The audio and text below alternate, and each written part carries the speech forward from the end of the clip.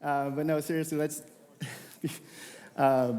Tonight we're going to continue through the series that Sam has us in, going through the book of Mark called Immediately. Say it with Sam. Immediately. He always loves to have us do that, and we always fail. But that's okay. We can do it again. Say it with Sam. Immediately. Thank you. I kind of heard you. That's all right. And let me tell you, it is an honor that Sam asked me to come and do this because I figured after the first time up here, he's like, hey, that was nice. We'll have other people talk from now on. But also to be a part of the group that's been up here from Pastor Justin and Coach Tim to the spiritual three amigos over here, Sam, Diego, and Jackson. It's really cool to be a part of this, and I'm truly honored that, Sam, that you asked me. So before we jump into chapter 10, which you can open to that as I do too, chapter 10 in Mark, we're going to pray because I need Jesus in everything, especially when I'm trying to teach his word. God, I just thank you for Elevate. I thank you for Sam and his leadership. I thank you for the team of leaders that you have here. And I thank you for every student that's here, God. I just pray, Lord, that you would come and you would use me, that you would speak your words through me, and that you would prepare hearts for what you have to say. And that if I ever get jumbled up in my words, Lord, that you would make it clear to the students here in the room so that your word and your message can really dig deep into their hearts. So I thank you for this time, and we give this time to you in Jesus' name. Amen. All right. So, Sam said, you're teaching on chapter 10. I said, Sam, that's a really long chapter. There's 52 verses. He said, well, just pick something then. I said, okay. So we're going to start at 32. Okay, we're going to start verse 32. And verse 32 says, they were on their way to Jerusalem, with Jesus leading the way, and the disciples were astonished, while those who followed were afraid. Now, I promise you I'm not going to stop after every verse the whole way through, but I am right now. Because when I read that, I'm like, these people are walking with Jesus, the disciples are astonished, and the people following were afraid, and they're walking with Jesus. Like, why is this? So I did a little research to figure out what that was, and right before that, Jesus was preaching, and he was teaching them some hard stuff. He was telling them how basically you could be the best human in the world, you could have everything and amass everything here on earth, but that's still not going to get you into heaven. And I think that's where the disciples are kind of astonished, like, whoa, if that can't happen, then how are we going to get in, right? But then also, it says they're going to Jerusalem. Does anyone know why they're going to Jerusalem? I'll tell you. That's why I'm up here. They're going because Jesus was going to go to his death. He's basically walking to his death. And there are already people who are trying to kill him. There are already people trying to arrest him. And so it makes sense that if people are following him and this is building, that they'd be afraid too, like, hey, what's going to happen to us if we're following him? Okay? So right now we're going to do a little something fun. Cam, who was up here, has picked 2 volunteers to come on up. So if you're the 2 volunteers that she picked, come on up here real quick. I see both. Yes. Come on up. Okay. Hello, little girl. It looks like Cam picked a high schooler and a high schooler. This is my daughter, Brenna. And your name for everybody? John. Okay, so for you guys, his name is John. And for everyone else? Oh, it's still John, okay. So John and Brenna are going to do a demonstration. Raise your hand if you've ever heard of a trust fall. Yes. Okay, we're going to do a trust fall. And John is going to fall. And Brenna is going to catch him. So John, stand right here. For her own safety, I'm going to say no. But no, just stand right here. Oh boy. Brenna, you stand right here. John, face that way, though. Face that way. What's the matter, John? I'm 178 pounds. You're 178 pounds. Can you catch it? So, what are you saying? You're afraid she's going to drop you? I'm afraid I'm gonna. You're afraid you're going to hurt her? Okay, so, all right. So, I mean, this is my daughter. I don't want her feelings hurt. But, would you like to choose someone else to catch you? Who would you pick? If you got your pick, who would you pick to catch you? Not my pick. This guy. This guy right here? He can definitely catch. He could probably bench press me. All right. Brenna, move one step over. Okay. You might get your chance. No. Okay. And what's your name? Nye. Nye. All right. John has chosen Nye.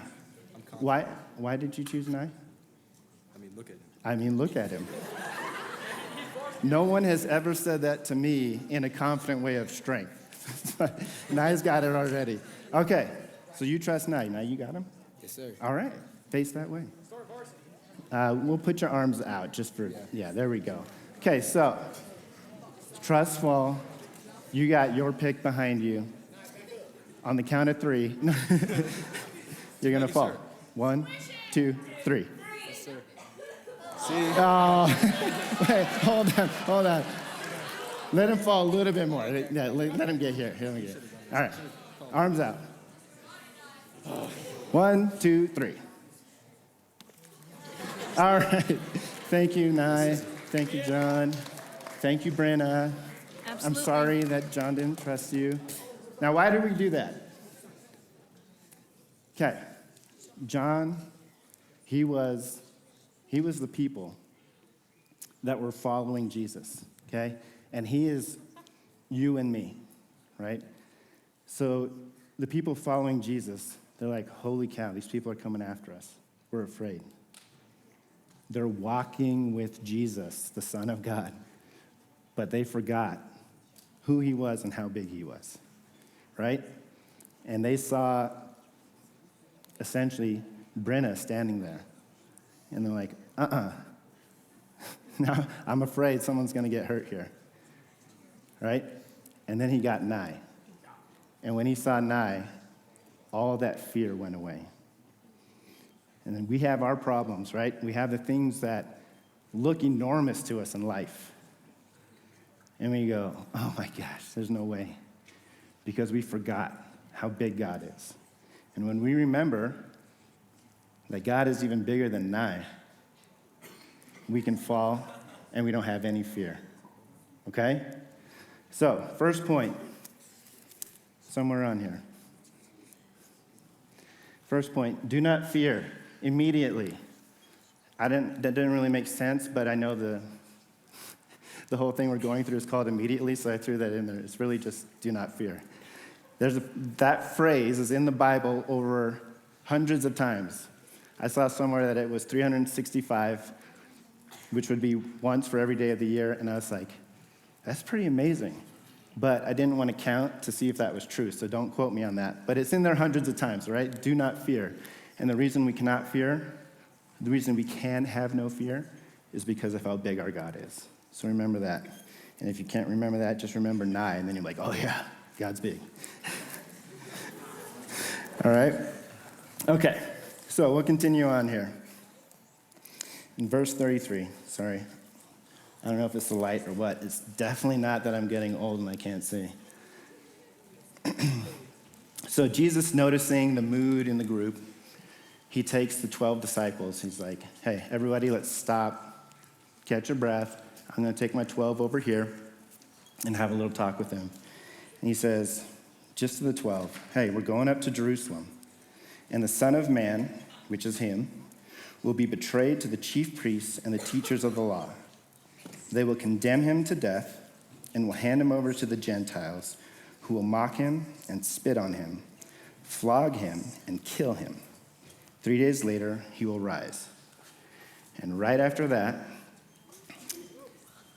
James and John, two of the disciples, they get kind of bold, which it's an odd time for them to be bold and ask this, but they get bold, and they're like, hey, teacher,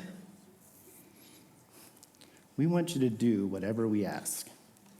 Which is like, okay, you guys have been traveling with Jesus, you know Jesus, And you come up with this to say to the Son of God. But they're like, give us whatever we ask. And Jesus says, what do you want for me to do for you? What do you want me to do for you? And they say, let one of us sit at your right hand and the other on your left in your glory. I'm like, dang. Jesus just pulled the 12 aside, said, I'm going to get arrested, beat, spit on, mocked, and killed. But you guys heard that I'm going to rise again, and you want to save your seat next to me in all of my glory. That's pretty crazy. Like, there wasn't, dang, Jesus, you're going to die. This is horrible. It was, can we sit next to you? Sorry, I need to get some water here. And so when they said, I feel like Jesus kind of just smiled because he knew it was coming. He knew them. He knows everything that's going to happen.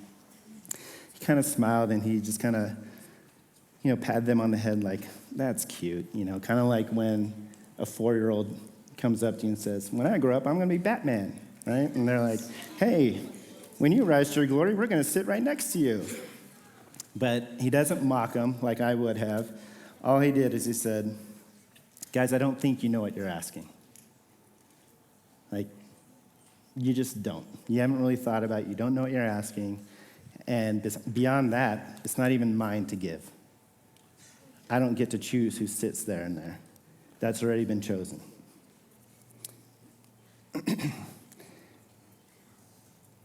And he goes on, and he tells all 12 of them. He says, that those who are regarded as rulers of the Gentiles lord it over them, and their high officials exercise authority over them. Not so with you. Instead, whoever wants to become great among you must be your servant, and whoever wants to be first must be servant of all. For even the Son of Man did not come to be served, but to serve, and to give his life as a ransom for many. Jesus doesn't want us to lead and to be in power like the world does. He wants us to do it completely different. He wants us to serve. And for those of you who have been paying attention and been here every week and taking notes, some of you might be like, hey, Diego said this last week. Yes, Diego said this last week. And when he said it, I was like, dang it, Diego, you're stealing from what I'm going to say next week. But guess what? Jesus said it to the disciples 2 chapters in a row. They needed to hear it repeatedly. And if they need to hear it repeatedly, we need to hear it repeatedly, right? And so that's why we're going to spend a little bit of time on serving, because even though Diego gave a great example of it and taught well on what we need to do as servants, Jesus did it twice. So Diego and I are going to team up, and we're going to give it to you twice too, all right? So point 2 is to be the greatest, immediately serve others. That one makes a little more sense. Serve others immediately. Yes, immediately. All right, and for those of you that don't know, with my love of sports, when I got to the point where I wasn't allowed to play high school sports and stuff like that anymore, and even college, I'm like, well, I want to be a part of sports, so I started coaching. I coached basketball and volleyball in California for 8 years, 9 years. Then we moved here to Colorado, and one of the first jobs I got was being the varsity assistant coach at Rampart for volleyball. Yeah, it's true. Do you go to Rampart? Yes. Yes. And so being there, I was the varsity assistant. The head coach was there. It was her first year as a head coach. I said, listen, I'll take care of 2 things. I'll take care of parents, because parents are the worst. And I will take care of the captains. I'll help develop them.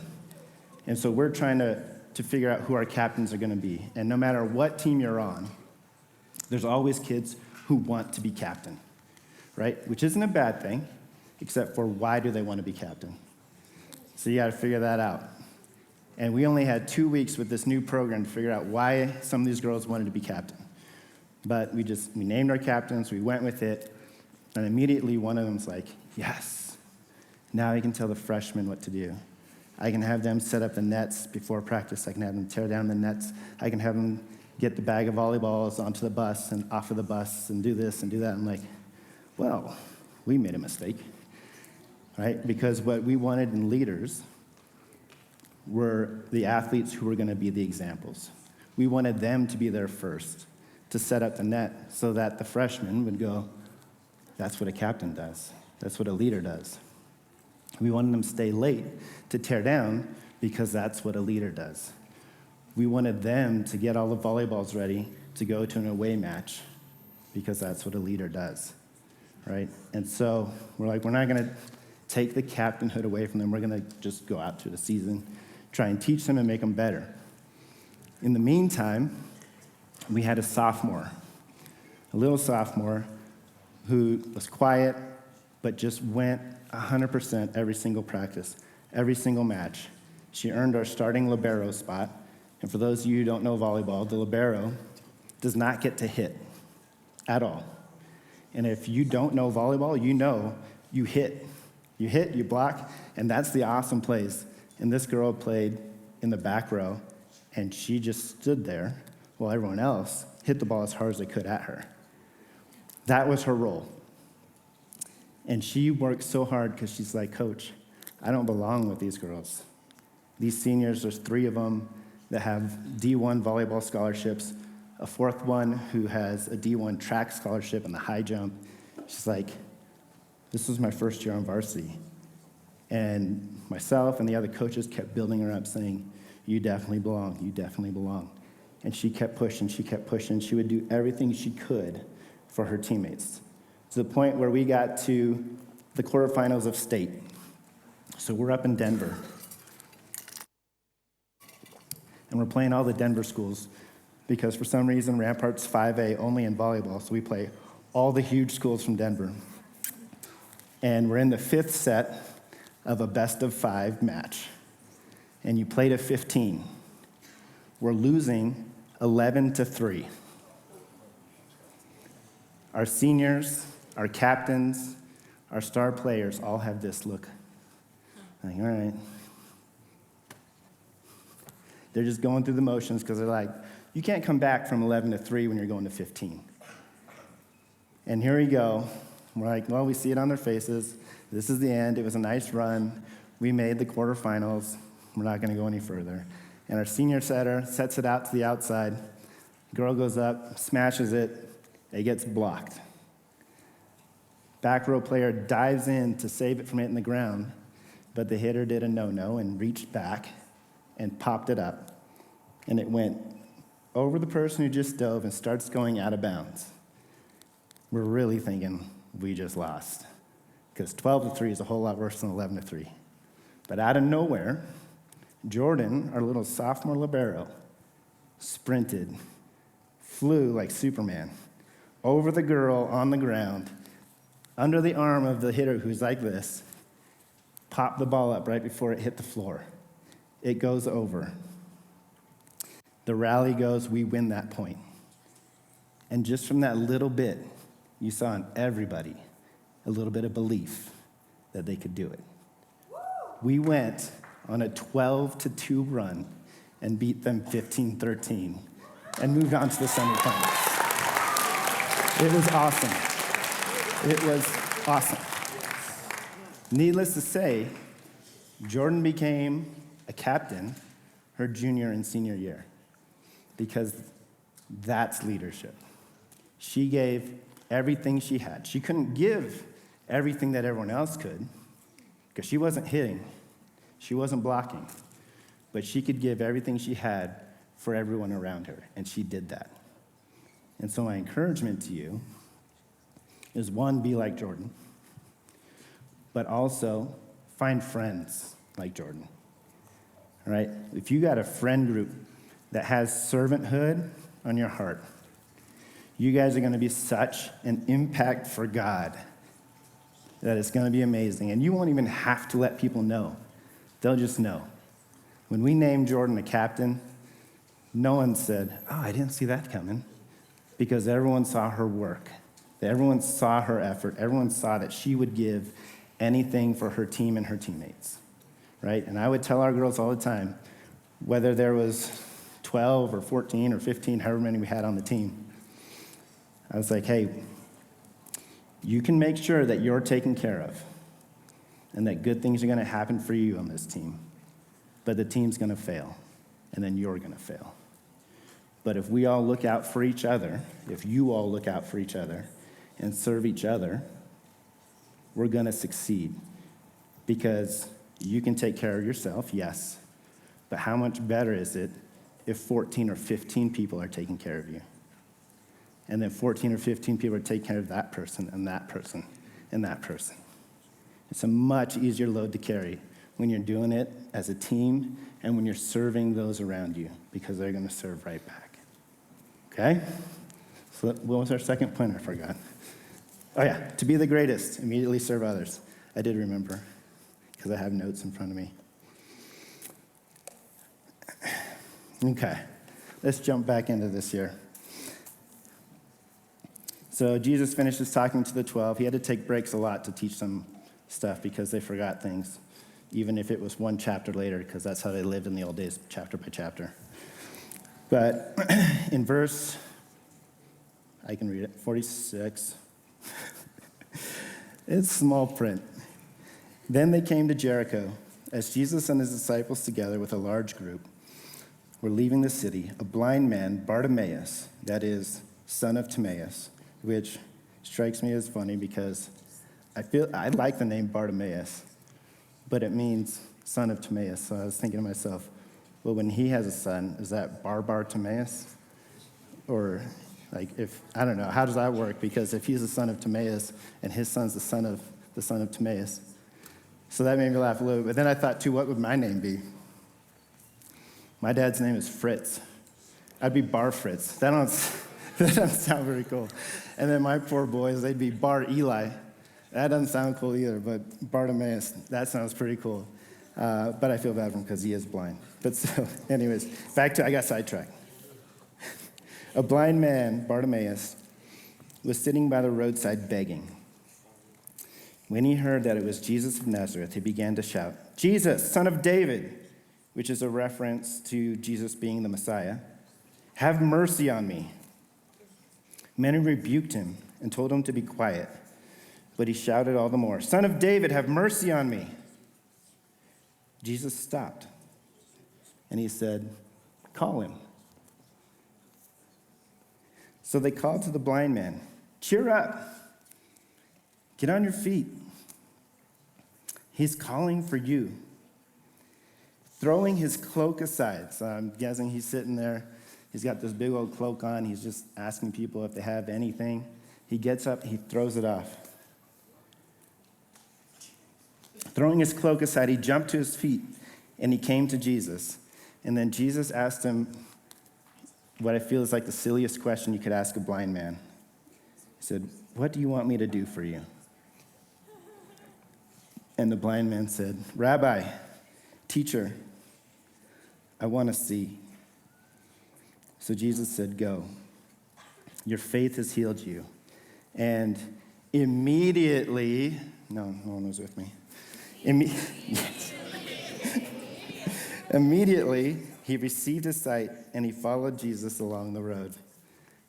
So here you have this man who, a big portion of his life, if not all, depending on the accounts that you hear, for a big portion of his life, he was blind. And he just sat on this road begging people to help him because he couldn't do the things for himself. But the one thing he could do was he could hear. And I guarantee you, for weeks, months, for a while, he had been hearing stories about this guy named Jesus who was traveling around. And he heard that Jesus healed sicknesses.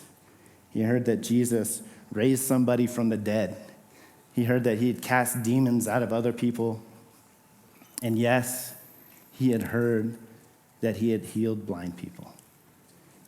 And he's hearing all this commotion, and he figures out Jesus is in the middle of this. And so he knew this was his one chance. So when he heard that Jesus was coming down the very road that he'd been sitting on for years, he didn't want to miss that chance. He started shouting. And people literally were telling him to shut up. Like, hey, dude, shut up, all right? And all that did was make him want to yell even louder. And he yelled so loud. And through the crowd, and through the noise, and through all that was going on, including Jesus' own death looming on his head and his heart, Jesus heard Bartimaeus, and he called for him. And he asked him that question, what do you want me to do for you?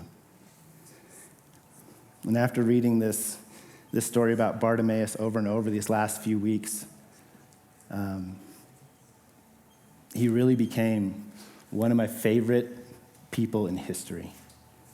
This blind man who begged for years.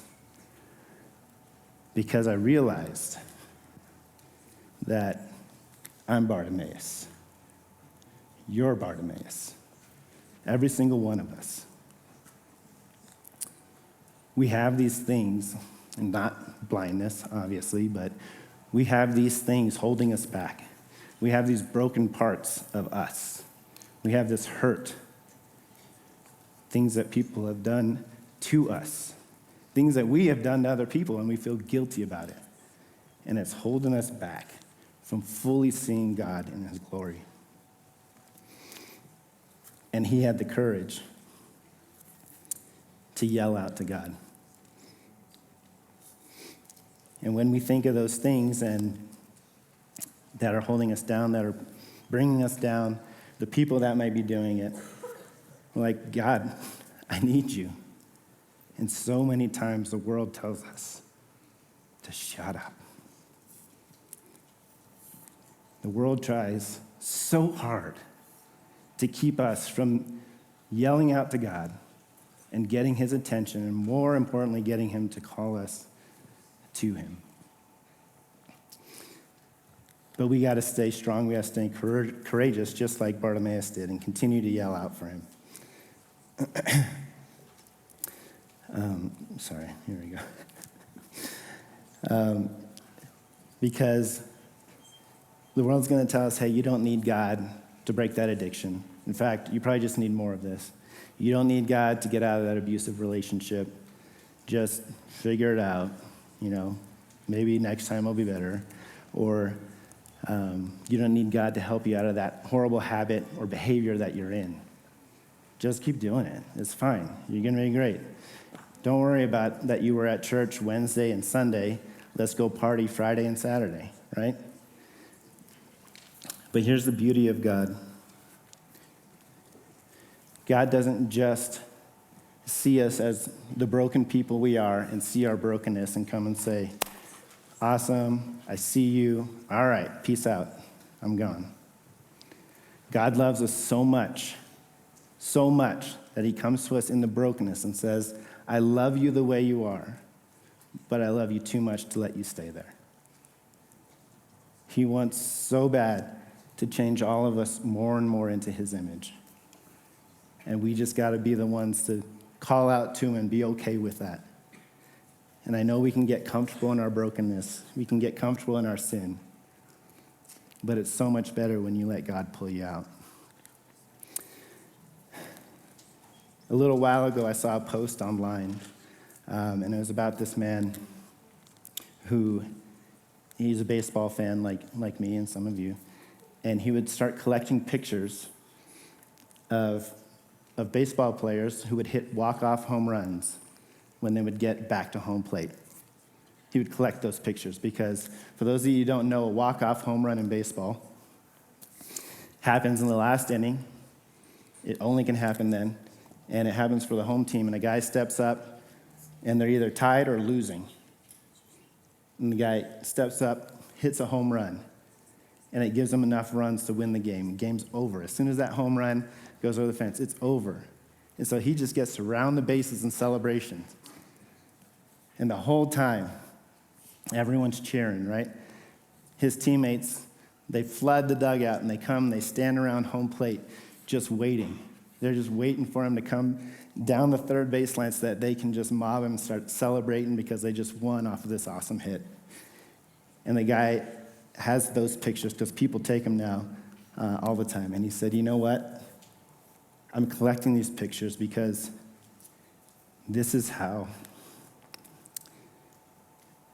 I see heaven when we get to arrive. We're taking that last step home. And everybody that went before us is waiting to celebrate with us. And so in a few seconds, I am going to show you a clip that we just had at the beginning, but a little bit longer. And instead of looking at it with the team names and the real athlete names, I want you to look at it in a different way. The person at bat is Bartimaeus. Or even better, it's you. It's me. It's us. We're the ones at the plate getting ready to hit. The person on the mound is the opposing team, the adversary, the enemy, which we have a real enemy that does not want us to win, does not want us to go home to heaven, and does not want us to be part of God's team. The enemies throw in 100-mile-an-hour fastballs, curveballs, knuckleballs, anything they can to get us out of the game. Now, I don't know about you, but I can't hit a 100-mile-an-hour fastball. That's why I play slow pitch, right? They lob it in there. I can't hit a curveball. But you know who can? Jesus can. And Jesus stepped up. That's right.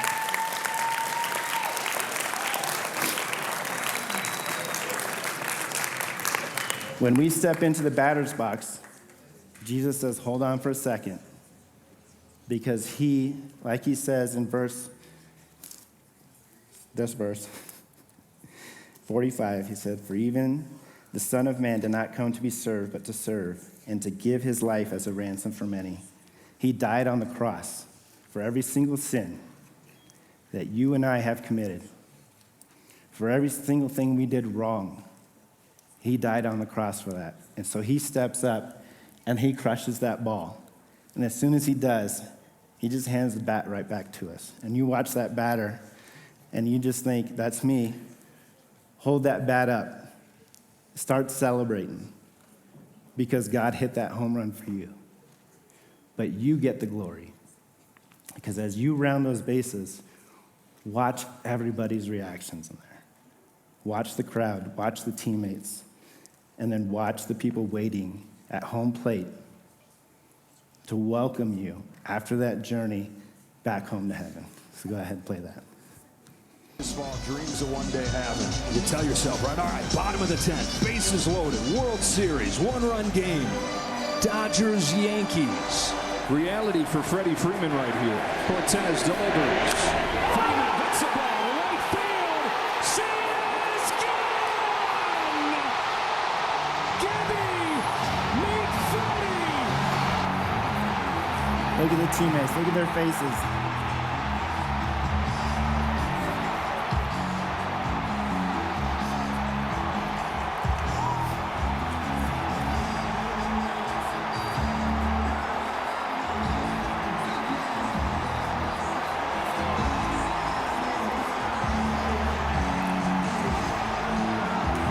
There's no greater feeling that you're going to have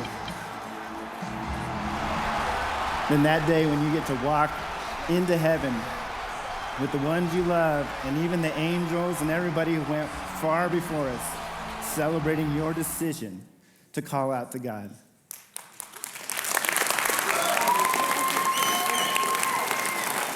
So the third and final point is immediately call out to God. Immediately. I know that when you're here, it's like, all right, yeah, we're at church.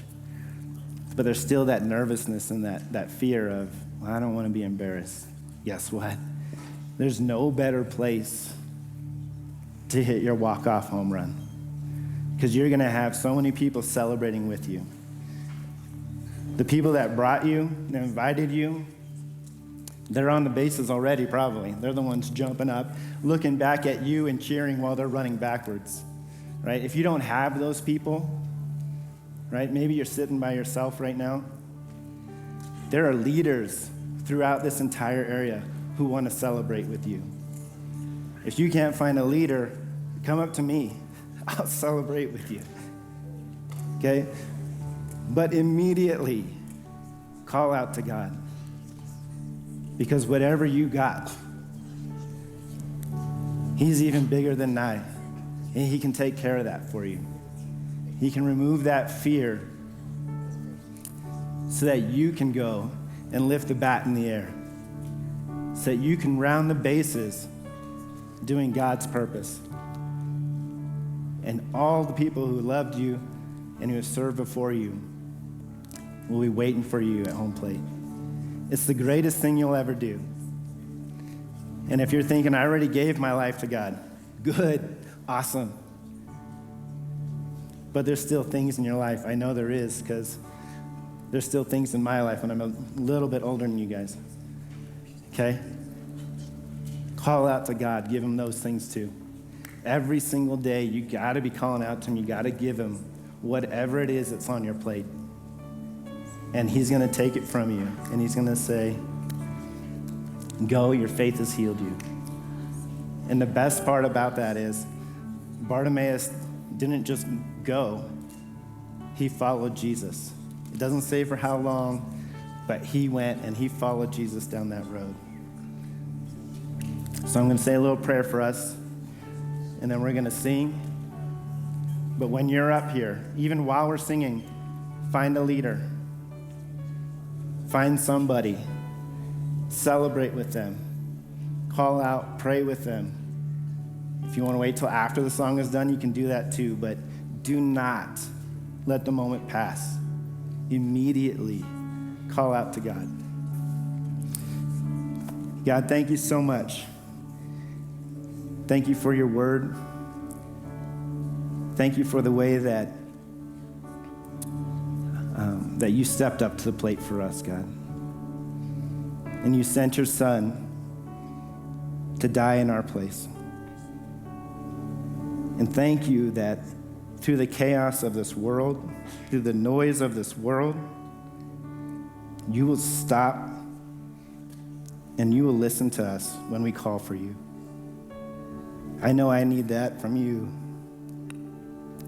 every single day. And I pray, Lord, that these students wouldn't miss an opportunity to call out to you. It's the greatest feeling in the world to know that the God of the universe is on your side and wants that success and wants that glory and that celebration for each one of us. So thank you for the students here. I pray, Lord, that they take this opportunity to call out to you. And I pray you bless them all this week and be with everybody in this room as we go out and try to serve in your name. In Jesus' name, amen.